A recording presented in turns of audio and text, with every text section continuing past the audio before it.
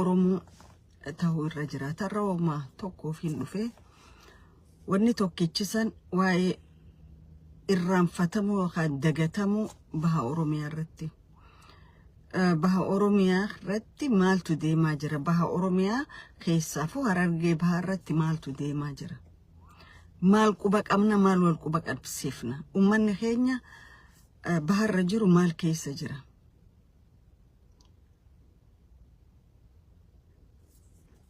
Kalee hoggaa roorroon takka dhuftu waliin keessa dabarree wal cinaa dhaabbannee walii tumsinee jechuudha.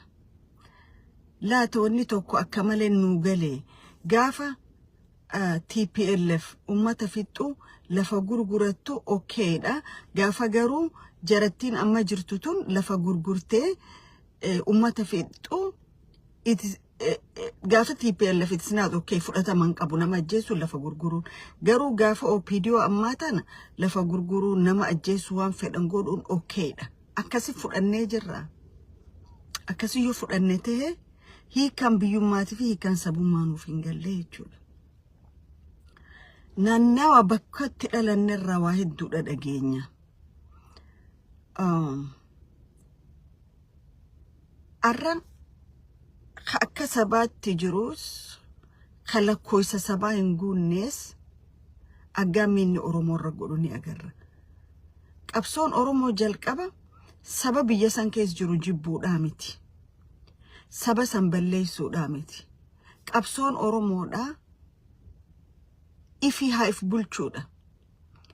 Haga sadarkaa hiree murteeffannaa biyya fiittis taanaan haga walqixxummaa biyya san keessatti tokko yabalay tokko kabataachi bataachi odon jenne walqixxummaan ija takkaan laalamuu qabaa.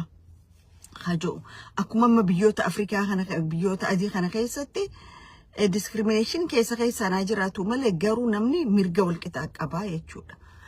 Arragaa sabni Oromoo keessa jiraatu maal Oromoo irra godhu jiran?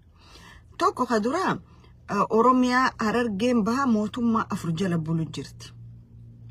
Mootummaa afur jala bulti, mootummaa afuriif gibira kanniti, mootummaa afuriin ajjeefamaa jirtiisi.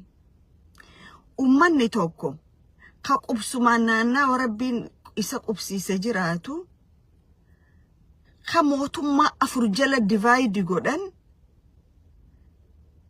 aadaanii fi seenaan ummata kanaa heegaree maal ta'uu deemti jedhamee ilaalamee jira. Lamada mootummaan arra biyya harkaa qabu kun yoo mootummaa ta'e deeggarsa siyaasaa harkachuuf jee lafa Oromiyaa gurguraa jiru Oromoodha waliin kannaa jira jechuudha. Gabaabumatti as dhufu warri jogolaa kun maal godhaa jiran? Ordiin Badrii sareen haaduttuu nuti dalagaa itti fufnaa jee. Oromoon saree taateet isaan dalagaa itti fufanii jechuudha. Naannawa magaalaa Adaree biyyootanatti maaltu deemaa jira? Dhiibbaan uummata Oromoo irra gahaa jirtu akkami? Mana irra diiguu taanaan, namooma irraa baasuu taanaan, naannawa karra erar Oromoota jiru lafti tun bakka teessanii miti buqqa'aa hanga jechuuni. Haga naannawa maayaatti dhufanii lafa tana kileem godhuutti haga ejerso goorootti istirateejii lafa kaayyatanii mootummaa warra mootummaa naannawa kililii shaniitii wajjin yeroo hunda wal arkan warri kun jechuudha. Naannawa Hararii fi naannawa Soomaalii wali bannee biyya takka uummannaadhaan ka deemu jiru. Okay. Jara keenya ka adaree fi injoo isin duris baandaadha. Gaafa 77 warri Soomaaliyaa wajji dhaabbatee biyya tan dhabe baandummaan isin caaleen jiru jechuudha. Arra isin Ordiin Badrii qeeroo Oromoo raayin hijaa qabaa jette. Qeeroon wayyaanee isin walitti firummaa lakkaawwattanii itti seentan san biyya irraa buqqaaftee jechuudha. Okay?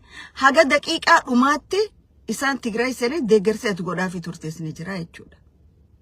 Garuu Oromoo jibbuun namni tokko nama jibbu mirga qaba, dirqi nama hin jaalattu. Garuu Oromoo lafa siitirraa buqqaasuun, Oromoo lafa siitirraa dhiibuun bulchiinsa ani kilili deettu kilili ta'u ulaagaan ati kilili taatuun jiru by any means ulaagaan ati kilili taate alaabaa achi keessa dhaabbattu jiru ummata oromootiitu sidhiise malee okay garuu wanni ati oromoo irra godhu jirtu kun yoo gatii sin kafalchiifne laalle agarraa jechuudha oromoon odoo ustaats jirtu wayyaaneen gaafa dhiibdee xarafarra geessite ati kana dhiisi ati kana ka identity crisis qabu ka gosti te yoha sabni ke eenyum beeyne kana udhiisi Tigree nuti Tigraay tutanu oromoo likki galchee maqalee galchee jechuudha okay ganama fi galgala wanni ati kaabnoota warra Soomaalii kilili shaniitu wajji godhu jiru akkami oromoo akka belleessanii yoha aadaa oromoo belleessanii waan isaanii mata logo oromoon qabdu waan akka odaan mallattoo keenya mallattoo eenyummaa keenyaati waan kana coo belleessine oromoo eenyummaa dhabsiifneettanii khasiifi diqaalonni Ziyaad Barree kilili shanii kun godhaa jirtan I am sure it's not going to take you long way karaa dheeraas hin geessu jechuudha so dhaadannoo ati ummata keessan ala kana wali qabdee itti dhaadattu dhaadannoo ati ummata keessan ala kana naannawa isaan itti investi godhuu qaban eessa naannawa kan mana diidee akka diaspora warra keessanii kanaaf kennuuf pilaana kaayyette dhugaa jaari garuu keessan jiraattan maaliif lafti ati arra oromoo irraa dhiibdee mana irra diidee warra biraa qubachiisuu deemtu kun addunyaa tanarratti nama tokko bakka sanirraa buqqaasi ati mana jaarradhu heerri jiru jiru jechuudha kanaaf manni ati jaartu kun ka warra keessan galle ta'uu beekin siin jechuu barbaada ati ordin badri gaafa oromoon humna qabdu anjaarsoodhaa jetta gaafa xiqqoo oromoo waan ni jettu adareedhaa jettu adaree keessa warra kameeti garaajbeeti moo maali gosa garaajbeet jettu qabdanii miti gosti adare Hararii jan hinjirtu maal fiddan hinjirtu jaarsoo fi alaa fi noolee fi hawwiyaa hanga tokko walitti dhufee community identity crisis jaarrate jechuudha identity crisis qabdu kana fakkaattanii jechuudha isin warri ammoo bulchitoonni aanaa garii naannawa sanii marfamtanii jirtan maallaqa miliyoonan fudhattanii isa hojii sagantaa lafa keessanii ummata oromoo buqqaasuu deemtan listiin teessan akka jirtu gabbaa jirti jechuudha isinis kana qacallottiif beekaa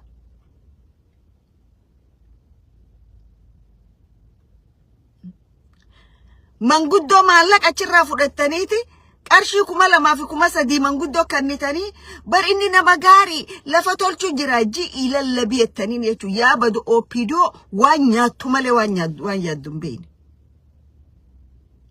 waan nyaattan malee takkaa gatteessanii maaltu deemu jira hin jenne an amma durattis je'e oromiyaan ilma abdiisaatiif naannawa finfinneetiif bakka amma airportiitti jaarrachuu jiru garta ilmaan tuulamaa buqqaasee lafarraa ethnic cleansing godhee naannawa bishooftu achi qofa isaaf oromiyaan tabiraa oromiyaadhaa miti akkuma amma dura jee maqaa arabaa heddummaatee bakki maqaan arabaa itti heddummaatu kun oromiyaadhaa miti Shimallis Abdiisaa biratti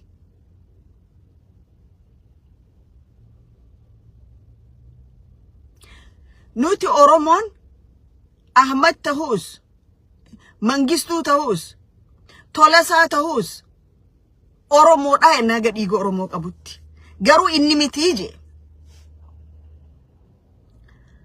an namni waan as deemu jiru hin agarre namaa miti sammuu isaa rakkoo qabaa jechuudha oromiyaa bahaa keessaafuu Harargee bahaa keessatti wanni naannawa sanii godhamaa jiru oromoon ganna 5-6 dhufu kana keessatti maal akka ta'u waliin laallaa jechuudha kana adareen humna qabaattee gooti warri kililii 5 humna qabaatanii godhani dandeettii qabaatanii godhani lakki humna sin qaban dandeettii sin qaban giriillaayitti kakannee fi jiru masaraadhaa jechuudha masaraa kiiloo 4 sabab nisa naannawni kun naannawni zooniin bahaa lafti istirateejiitun yoo caccabxee mootummaa afur jalatti hin bulle tokko karaa shiftoota warra ilkee qoraa kana warra isee fiin jiru kan shiftoota Ziyaad Barree warra Ogaadeen jiru kan taatu identity crisis warra qabu warra nuti Harariidha fiin jiru kan OPDO hanga takkaa jechuudha. Ummata kana bakka afurin murtee hegereen ummata kana maal akka ta'uu deemtu asirraa tilmaamtaa jechuudha. Tanaaf ummanni Oromoo waan deemu jiru laala. Waan arku jirus ni agarra. Oromiyaa qaamaan irraa ala jirra malee qalbiin keenyaa fi onneen teenyachi jirti. Warri garii immoo kagabbaatanii Oromiyaan hin diigamtu hin gurguramtu maal jettan bakki isin jirtan sanuu gurguramte. Oromiyaan over 45% gurguramte. Almost 15 over in gurguramte. Garuu ummataan falmadhaa jechuu diddaarraa Oromiyaan hin diigamtu Oromiyaa tiisu jiraat. Atuu tiifamuu qabda Oromiyaa tiisuu dhiisi matummaan keetu warri kas jettan jechuudha. Ummata onnee keessatti hin ajjeesina. Karaa kaaniin dargaggoonni footoo kaatanii mamaxxansitan gartee akka faashinaatti warri 1,000 saba gurgurtan 2,000 saba gurgurtan ka boodarra itti seenaa utaa'u dargaggoota kana maaliif biitti hegeree dargaggootaati. Arra 2,000 fi 3,000 fudhattanii dhugaa Oromoo dho'isitanii boru isiniitu bakka qubattan dhabaa jechuudha. Boru isiniitu bakka itti hafuura baafattan dhaba. Maaliif kililiin 5 shiftoonni Ziyaad Barree lafa bal'ifannaa godhan. Maaliif shiftoonni isaa lafa bal'ifatan. Maaliif warri identity crisis qabu keenya kun collectioniin afran qalloota adaree hin jettu tun maaliif kileem godhuu barbaadde. Oromoon maarraa dhiibama kabiraa maa itti dhiibama. Ati lafatee gadhiiftee maa deemta kabiraatiif maa kannita. Okay. Lafti qabeenya abbaan ifii gaafa addunyaarraa galu wasiyyaa si kannee jechuudha. Fakkeenyama laga masnoo yoo qabaatte masnoo waan adda addaa dhalti lafa bishin gaafa addunyaarraa galu wasiyyaa ilmaan kiyyaaf akkanatti adda fuudhaa jira. Ilmaanis ilmaaniif dabarsan. Ilmaan akkasitti dabarti lafti. Lafti har'a Oromoon sumunii fi niira lama irraa kaatu lafti arra warri jogolaa keessa jiru kun kileem godhan hegeree ilmaan isaaniitii fi hegeree ummata isaanii ka biyya alaa jiru fidanii Oromoo balleessanii sun qubsiisuudha jechuudha. Ati garuu akka badduuf siitu karaa banatee jira jechuudha Oromoo. Dhiyootan maariin isiniin jee lollimma shiftoonni isaa loltoonni mashiftoonni isa gadabursirra godhu jiran yoo achi dhume Oromiyaa deebitiin dirreedhaa deebitiin isiniin jee qawweentun shiftichi ilkee qoraa khashiniile irraa dubbate maal jeeree dheengadda gaafa ta gadabursiifinne Oromoodhaa sitti deebinaa jee isaan hidhatanii jiran kililii 5tu hidhachiisa Jabuutiitu hidhachiisa because land claimii jira Hawaashii gadi ati Oromoo wata karkaan qabdu. Because ati mootummaan ati khiyyeetus ati gabraas inje. Okay. Khasi keessa qubatus lootee galtoonni Soomaalii ati lafan qabdus inje. Hegereen teetifi hegereen ummata naannawa sanii maalta. Tokko Shimallis Abdiisaa bulchaa naannawa Oromiyaa keettan warra ifi amma okay afran qallo enne itu humbanna si komando gona sabo raayya azabo enne akkasumatti maccaatu lamas jenna jechuudha. Shimallis maccatee tuulama wajji dhalatee obbeleessa tuulamaa ta'ee arra tuulama lafarraa duguugee alagaadhaaf gurguraa jiru Shimallis Abdiisaati. Namni akkas godhe obbeleessa isaa ati maal sii godha? What do you expecting from him? Shimallis arra lafa tuulamaa dhiisi qabrii tuulama irratti awwaalamee gurguraa jira. Maal sii godha? Jarri kun biyyaan deemuu hin dandeenye, Oromoo tasgabbeessuu hin dandeenye. Oromoon fala barbaaddachuu qaba. Karaa kaaniin Oromoon abaluu kiyyaan na bilisoomsaa je'eeti harka maratee taa'aa ture jechuudha. Abaluun kee kasi bilisoomsu hin jiru. Abaluun ati na bilisoomseetu ifiifuu isa bilisoomsuudha barbaada. because dictator hojii wallolla nuti yeroo hunda dictatorri bakka fedhe yoo jiraate mootummaa qabaate qabsoo hidhannoo qabaate dictatorri nama balleessa malee nama faayidaan qabu dictatorri garee ifi uummatu warra harka dhiigaatii fi aangoo isaatii fi diinagdee isaa qofa laala. He doesn't care about nation. Akkuma dictatorri biyya takka bulchu ummataaf dhimma hin qabne waan cufa balleessu dictatorri siin bilisoomsa ja'uus waan isa jiru jala jiru balleesse power struggle isaa qofa laala jechuudha.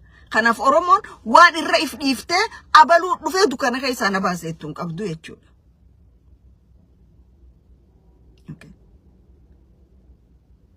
Kanaaf ummanni Oromoo akka ummataatti akkuma kalee bakka jiru bahaadhi akka baaki bawali iyyine finfinneen ta Oromooti yanne arra deebine ilaaluun nurra jiraata. Lafti Oromiyaa bahaa ummata siiti miti lafti siitilleen Oromoo biraa galata qaba. Akkana dhiiga madaa ji'ee jiraatu Rabbi lubbuun nu agarsiisu du'u Rabbi rahmataa godhuufi. Lafa Oromiyaa bahaa nama siiti miti mukni siitillee nutiisa. Muka siitiitu dabballee ta'ee nu jiraachisee je. Ama 17. Garuu guyyaa 7 keessatti isa kamitti akka qabame nu cuftini beeyna jechuudha. Nama saati miti baha Oromiyaa baha biiftu ummata saati miti mukni gaara saatilleen Oromoo biraa galata qaba jechuudha. Ummata saniitu arra waan adda addaatiin miidhamaa jira jechuudha. Hawwacuu sareen hawwacuu numa waccii nuti hojii teenyatti fufneetti. Ordiin Badrii ilma jaarsoo kaana dareedha ifiin jiru. Kaana dareedha ifiin jiru. Jaarsoo warra dhanqaatimi. Warra akka keetii ka dhiiga isaa lagatu. Warra akka keetii ka saba gani ka gosa gani. Kun biyya balleessa akka keetii kuyyoo firraan qabne jechuudha. Maaliif saba kee gantee saba kana balleessuudha jirta jechuudha.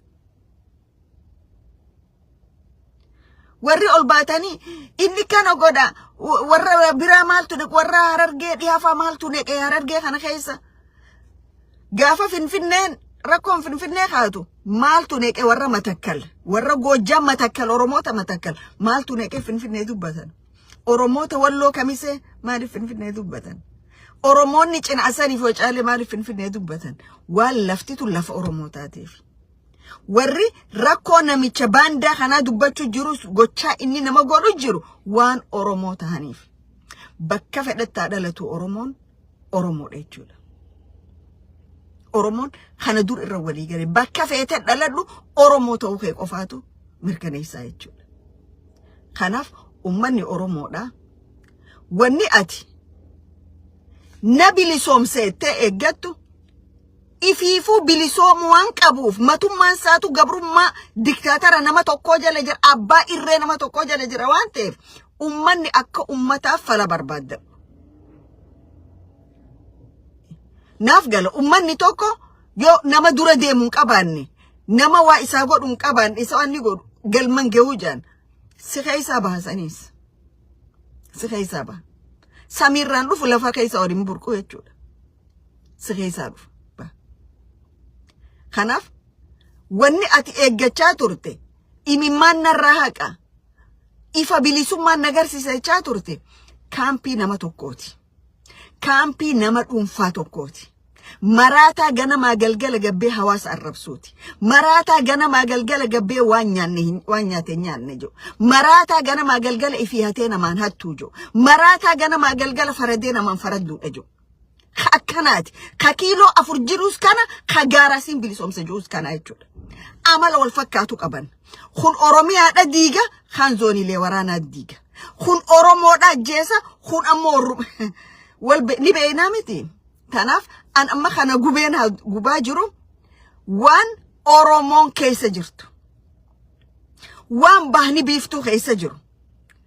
Asii rasaasa Isaatiin asii rasaasa shiftaa Ziyaad Barreetiin asii warra amma identity crisis qabu kana me mootummaa naannoo Oromiyaa irratti yookaan shamarran keenya bebbereedoon biyya bulchineettan niin arka dhiyootana bombaa faa dhaqanii eebbisanii bishaan waan namni godhu dhaqanii eebbisan ifi waan isaanii kanname baajata isaanii kanname ummata waa godhaa jan bakka isaan geessan namni beeku hin jiru.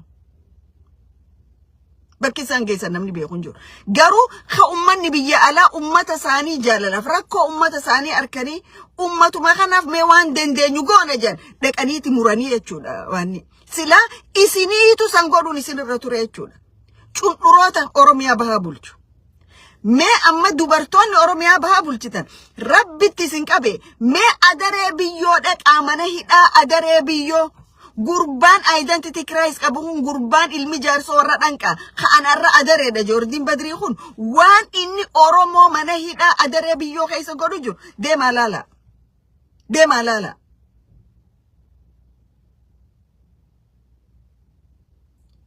Oromoo waliif dhaabbadha sagalee walii ta'a wal malee umaan qabdan miidhamsi arraba Oromiyaa keessa deemu jiru kun boru isin gubuu ta'a boru gaafa lammiin teenya tabahabiftu shiftoota Ogaadeniif shiftoota Isaatii fi warra identity crisis qabu mooraa adaree biyyoo keessa jiruun bara akkanaa miidhamaa turte maa usne itti laallettanii barri isin dhiiga boochanni dhufaa jechuudha. Odoo barri san hin geenye wal baraaruu qabnaan jaa fayyaa taa galatoomaa hedduu nama dhukkubsaa hedduu nama guba. Oromoon wataqeetti intalti dubartii takka Yoha jaarsan kaatii jan jaarsani bakka guddaa geessi. Yoo jaarsan raa ka dhabde ilmaan geessii jan. Yoo ilman raa ka dhabde moo tasii qabriidhaa jan. Tana hiikadhaa waan hin jeef. Kanaaf